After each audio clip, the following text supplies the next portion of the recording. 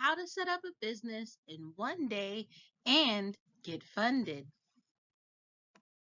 In this course, you're going to learn what type of business entity is right for you, how to register your business, how to apply for your EIN, how to open your first business bank account, and how to establish business trade lines so that you can build a strong business credit profile and get access to the funding that you really want. What type of business entity is right for you? In this section, we will be discussing the 5 types of business entities that exist, and then we will choose which one is suitable for the type of business that you're going to be forming by the end of this course. On this slide, I list the 5 types of business entities. Go ahead and read through them on your own, but I'm going to go ahead and just give you the basics of the different types of business entities so that you can choose which one is suitable for your needs. So a sole proprietorship is someone that is not incorporated but still operating and doing their own business. A sole proprietorship may or may not have an EIN associated with them. So, for example, if I wanted to start a babysitting company and I can either get paid through my social security number, or if I wanted to, even without incorporating, I could get my EIN number and then get a bank account and put my earnings from babysitting in that bank account. So that would make me a sole proprietorship. Now, the next type of business that there is a limited liability company or an LLC. And this is a business that is basically setting up a totally different entity that's registered with the state. Now, a limited liability company basically is kind of like you being a sole proprietor, but it limits your liability just in case anybody wanted to sue you. None of your personal assets would be affected if you form a limited liability company. So that's what that is. That is a very good option for most people. And then we have the C corporation. Now, a C corporation is one of the most common types of businesses.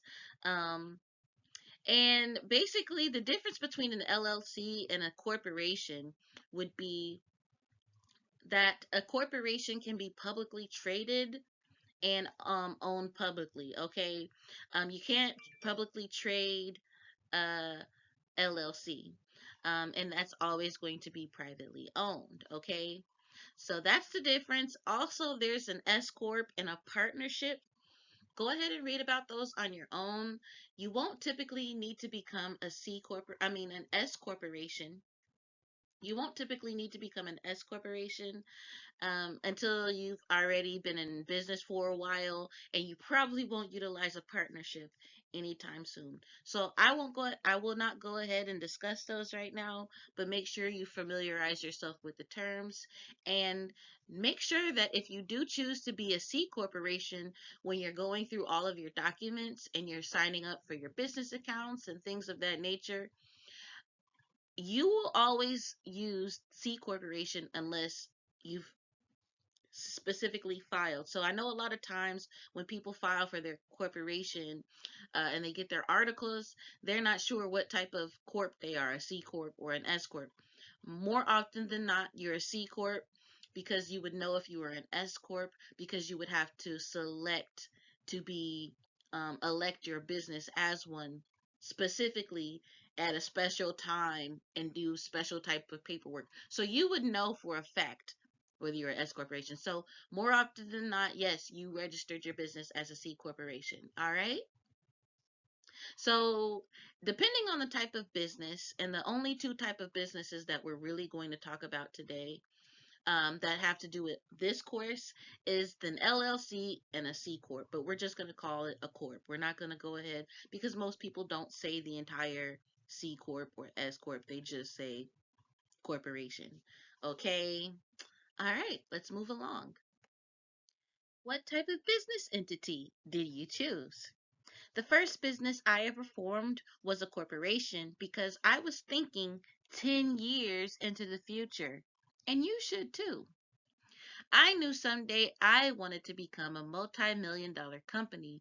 And if I was going to do that, I would probably want to trade publicly someday. So I made myself into a corporation. Now I have both an LLC and a corporation. You can form as many businesses as you like and even form some as parent child companies or partnerships. But for now, let's just stay with the basics. How to register your business.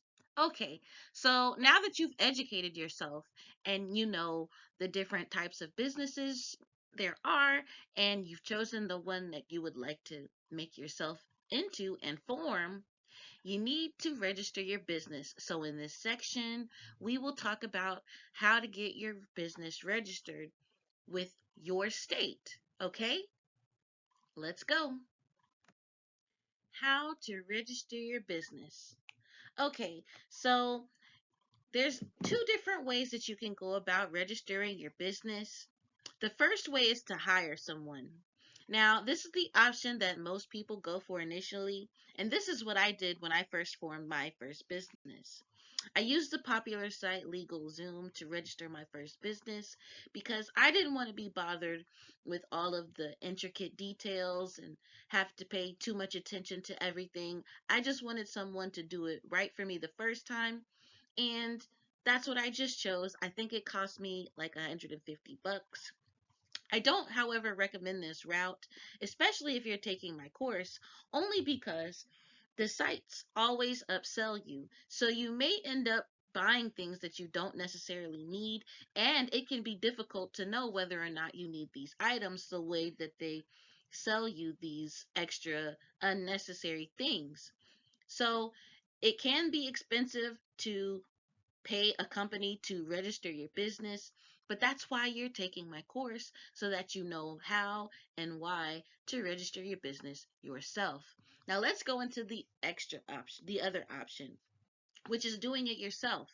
Now, you're going to save money by registering your business by yourself with your Secretary of State.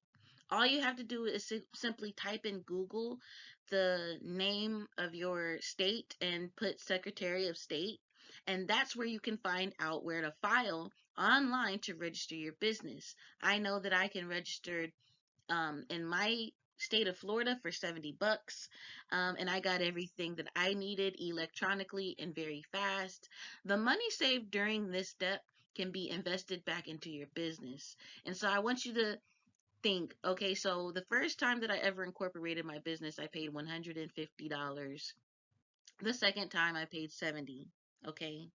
So I actually spent over double what I the first time instead of just going ahead learning in how to do it myself. And I'm going to show you how easy it is to register your business yourself on the next slide. Okay, so bonus. So it's so easy to register. I'm in the state of Florida, and here goes a screenshot example of me logging on to the Secretary of State in Florida to um, look for. First of all, you need to make sure and double check that your name isn't already in use that you want to use. So you would have to search records. This is how it looks on Florida's website. Search your records, type in the name that you want to use, and see if there is a company already registered in that name. If it's not, go ahead and write down the name that you want. Also, if like underlined in red, you can see that there's a similar business name named Bossy Solutions and it's an LLC. Now, if that company was still active, I would have probably gotten notified and letting them know that, hey, I can't incorporate. But since that business is inactive, I can go ahead and register my business with a similar name, and I'm not an LLC, I'm an incorporation. So that would be how you do the research It's so easy. I mean, it takes seconds. Just simply type in Google Secretary of State for Georgia, Florida, whatever state you're in, Atlanta, New York, whatever, Mississippi, Washington, California. Type in the Secretary of State, um, and look up businesses. All you have to do is search for a business or look up Secretary of State how to file a business, and it will populate for you, and you follow the steps. It's so simple. And I like or incorporating yourself because it teaches you how to read everything. Um, and I feel so accomplished when I was able to incorporate myself. But just be sure that your name isn't already in use, because if the name is already in use and you don't double check and say you either hire someone else to form your business for you, or you're doing it yourself and you don't pay attention to this, it's going to delay you getting your paper back, and it's going to um, just cause some issues with you getting set up. And I want this done for you same day, next day, whatever, as quickly as possible. Okay. All right. So on to the next slide. How to get your EIN. Okay, so another upsell that a lot of people lose money on when they're hiring a company to set up their business for them is they like to upsell you on getting your EIN, which after you get your articles of incorporation and you know that your business name is available and you're structured legally by the Secretary of State in the state that you're living in or incorporating in, all you have to do after you know that that is going to be your legal business name and entity is go to the irs.gov, okay, and you can apply for an employer identification number for free online. It takes 5 minutes. So don't let them upsell you. Just keep on saying no. You can go and get that paperwork for free in less than 5 minutes. So don't pay for it, okay? All right, let's move on. How to open a business bank account. So the main idea of taking my business course is we want to get funding. It's hard to start a business. Doesn't even matter what type it is when you don't have capital and you don't have money to invest. Doing it this way with my taking my course is going to help you fast track yourself to getting funding, okay? And having a business bank account makes you look legit, and it also separates your income from your personal income. So anything that you're paying for your businesses, say hypothetically, you're going to be a social media influencer. Like me, I'm a social media influencer and I'm incorporated. So the what a business bank account would do for me is every time that I get paid, hypothetically, let's say my YouTube AdSense earnings, I can now incorporate, have a business bank account, and have those earnings from AdSense go directly to my business bank account, which I use Nav. It's free, there's no minimum balance, there's no minimum spend. It's very, very convenient. So I recommend getting this business bank account. All you need is your articles of incorporation and your EIN from the IRS, and they will open you a business bank account. Okay. Also, you were going to use this account to pay for your software. Say that you make videos for other companies or you review products on your YouTube channel and you need editing software. Well, you would want to pay for that in your business bank account. That way, during tax time, everything's seamless, everything's easy. Also, you would, if say later you become more profitable, you would start paying yourself a salary to your personal account through your business bank account. So these are things you just have to think about, that you may not think about ahead of time when you aren't an experienced entrepreneur and you haven't built a business from the ground up, from incorporation to EIN all the way to now you're getting funding. If you haven't done this before, you may not know. So luckily for you, you've taken my business course and now you'll be able to get funding. If you don't have a business bank account, how are you going to get a business loan? They're not going to send your business loan. They're not going to send that business money. They're not going to issue you a line of credit with your personal bank account. you need a business bank account. It's imperative. So just get one. It's free, it's fast. Nav is very easy. I love Nav. Both of my business bank accounts are with Nav. So check them out. I really enjoy using their services. Also, Nav has other products that you can utilize later. But for the purpose of this course, we're not going to talk about the extras that Nav has to offer because they're just not relevant right now. So let's move on to the next. How to establish business credit. All right. So now your business is properly set up. You've got your articles of incorporation, you've got your EIN number, and you've got your business bank account. So now you need to establish business credit. And establishing business credit is very easy, and it can be almost free in a sense, okay? So in order to establish business credit, you're going to first start out by getting your Duns and Bradstreet number, your DNB number, or your Duns number. These are the names that some people will call them. Your DUNS number basically just gives you a credit score. Now, your business will have an Experian, Equifax, and TransUnion, but sometimes, depending on your personal credit, you won't be able to get a business credit line with Experian, Equifax, and TransUnion just yet. So you're going to need 3 to 5 active trade lines so that the banks can look at you and consider giving you funding. And you're going to need your DUNS number to sign up for business vendor accounts. Okay, and I'm going to give you some vendors that you can go ahead and check out and utilize to start building your business credit worthiness if you don't already have the best personal credit. I know before I got my first business credit card that it was hard for me, and I had to get these trade lines and these vendor accounts using my DUNS number first.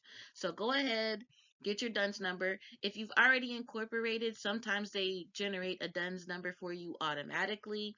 Um, but if you want to get this done same day and you already applied for your articles incorporation on one day, you've got your EIN number, you've got your NAV account set up, now you can go straight to Duns and Bradstreet and get your DUNS number, and that will be emailed to you as soon as they get to you. Okay, so go ahead and get all that done. That's 4 things you've done in one day that most people haven't even never thought about. Okay. So get your DUNS number. All of this is done in one day. Okay? All right. So now that you've got your DUNS number, it's time to get your trade lines. Now you need 3 to 5. Um, if you want to hurry up and get access to your business credit faster and hurry up and get a nice strong paydex score generated, you're gonna look at these 5 easy trade lines that I have started each of my companies on, and they're awesome. So these are what are called net 30 accounts. Now there's net 15 accounts, there's net 60 accounts, but the easiest accounts that there are to get are net 30s. They're the most popular, they're the easiest to find. Now I use Quill, Uline, Suma, Strategic Network Solutions, and Creative Analytics. Okay. Now, you want to establish good relationships with vendors, and it's going to be very valuable for your business credit profile because it's going to impact your paydex score. And the faster you pay off these lines with your vendors, the better your paydex score will be and higher it will be. Okay. And you will be able, after having these trade lines, which you don't have any money up front for 4 of these trade lines, one of them you do, but establishing your trade lines for free, pretty much, for the first 30 days is pretty amazing. And honestly, within what, 30, 35, 45 days, you'll have a paydex score and you'll be able to apply for real business credit. You'll be able to, Experian will be able to check your Duns and Bradstreet paydex score, and everything will just be great. So you're miles and miles ahead of most business owners just by taking my course and having all of this streamlined for you the bossy solution way. Okay. All right. Well, thank you and congratulations on starting your own business. you should be able to go with your personal bank and get credit if you've already done my course, or within, I would say 30 to 90 days, be able to get business credit extended to you as long as you keep those trade lines in good standing and you generate positive business credit worthiness. Okay. That's all I have for you. I hope you enjoyed this course. Let me know if you need anything, and let me just reach out to me. I would love to help, and I'll see you next time.